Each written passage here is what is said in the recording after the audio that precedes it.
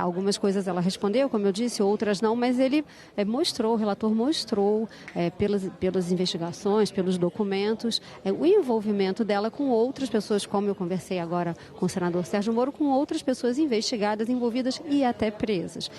Na sua apresentação inicial, Cecília disse que são especulações e conclusões precipitadas, que ela está sendo usada como bode expiatório, mas o relator disse que realmente os documentos provam um repasse de milhões dela para pessoas investigadas. Então, a reunião suspensa por 10 minutos e eu vou conversar então com o deputado Paulo Pimenta, mais uma depoente, muitos números de quebra de sigilo, muitos milhões envolvidos, as mesmas pessoas se repetindo. Qual a sua opinião, qual a sua conclusão sobre os dois depoimentos de hoje? Bom, em primeiro lugar, o alfaiate, né? Claramente um esquema sofisticado de lavagem de dinheiro, né? Eu já tinha escutado formas criativas de lavagem de dinheiro, mas de alfaiataria de luxo é a primeira vez que eu vejo falar, né? Mas pelos volumes de recursos movimentados, sem qualquer origem, é evidente que se trata de uma lavagem, né? Ele recebeu 31 milhões. Bom, se ele não tivesse nenhuma responsabilidade, se simplesmente tivesse sido transações de compra de terno, camisa, não teria por que ele não falar. Mas na medida que ele opta por ficar em silêncio, não informa a origem do dinheiro, é quase que uma confissão e acho que ele saiu daqui numa situação muito delicada, né? Essa senhora, Cecília, ela é uma pessoa que opera dentro do INSS desde 2017. Semelhante à Conafer, ela é uma daquelas primeiras entidades que começa, a partir de 2017, a alterar estatutos. Ela vem, né, de uma representação de entidades de servidores públicos. Ela representa 4 entidades. Todas essas entidades, num determinado momento, mudam seus estatutos e incluem nos seus estatutos a palavra aposentados, a partir daquele decreto que foi editado pelo Bolsonaro, pelo Paulo Guedes, pelo Onyx Lorenzoni, que disse o quê? Que podem, né, fazer descontos associativos, entidades não exclusivamente de representação de aposentados. Esse decreto foi que permitiu que todas essas entidades fantasmas, como a gente fala dos Golden Boys, no caso as 4 entidades dela, passassem também a fazer esses descontos. Então essa senhora tem relação com todo mundo. Ela tem depósito para o Fidelis, né, para o Virgílio, então ela tem relação com os servidores corruptos. Ela tem relação com aquelas entidades dos Golden Boys, né? Então essa senhora, ela tem relação com todo mundo, né?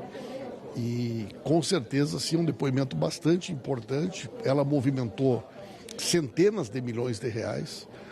É uma pessoa que vive uma vida assim de altíssimo luxo, né?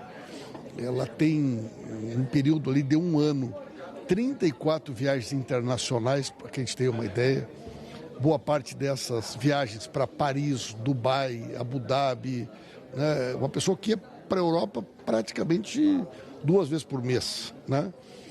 Movimentando valores milionários. Então eu não tenho nenhuma dúvida de que ela é uma operadora importante destas 4 entidades. O que nós temos que agora desvendar é quem deu para ela o caminho para que ela pudesse ter essa facilidade e tivesse roubado tanto dinheiro dos aposentados e aposentadas do nosso país.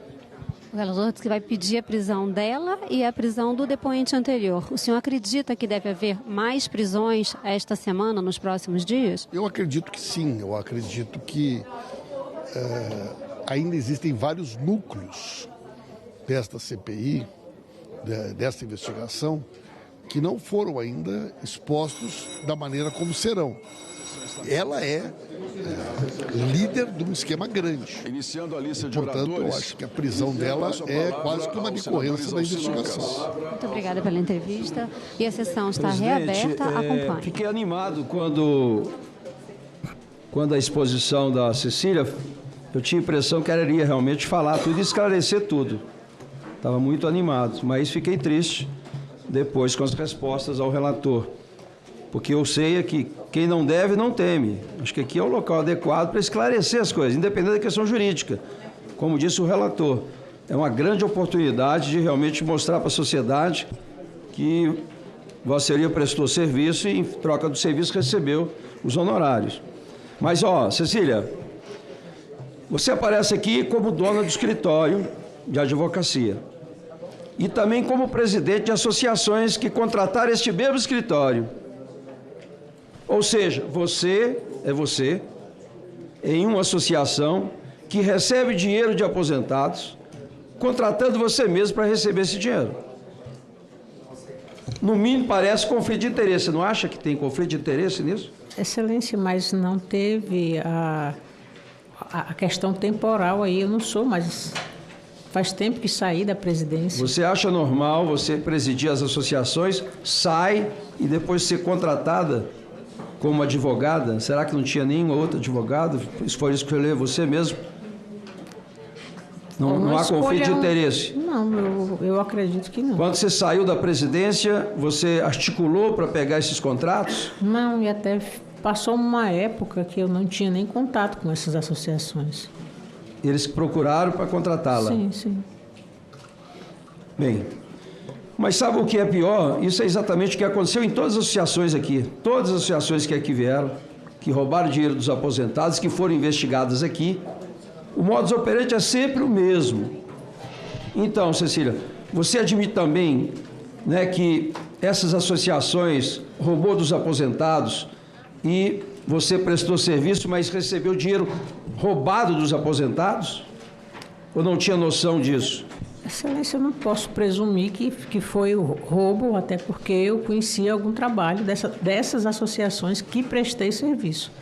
Então, elas realmente tinham serviço. O Igor, que aparece ali na apresentação do relator, ele falsificou assinaturas, conseguiu, inclusive, burlar a questão da biometria através de uma cópia da identidade. E Vossa Senhoria repassou recursos para eles. Então eu pergunto aqui, Cecília, você era presidente da AAPB.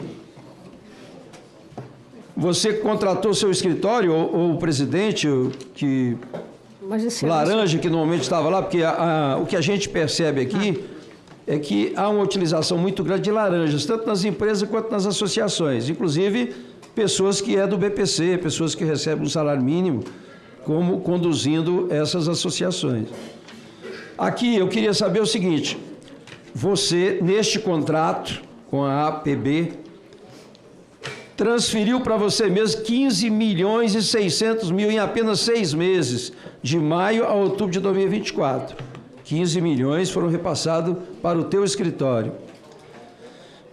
Quer dizer, né, nesse caso aqui, se concordasse, você teria feito isso como advogada? Se você tivesse feito isso, você diria para o seu cliente explicar a sua inocência ou diria para ele ficar calado em silêncio aqui para não comprometer? Qual é a orientação que você daria para uma advogada se cometesse exatamente isso, né? Receber 15 milhões de dinheiro de aposentado e pensionista, que todo mundo sabe que essas instituições todas, com as pessoas que Vossa Senhoria conhece, desviaram milhões e milhões. Qual é a recomendação que a senhora daria para essa advogada? Excelência, eu prefiro não responder. Presidente, pela ordem, é uma pergunta especulativa, né? Eu queria... É só ela não responder, ela responde. Se ela achar que não responde, ela diz não. Isso. A CGU afirma, que você fez alteração do nome ABSP para AAPEM como uma manobra para fugir de sanções administrativas por conta do nome sujo da ABSP. E com isso continuar usando essa associação? Não, até porque eu não tinha nenhuma ingerência. Isso aí eu não...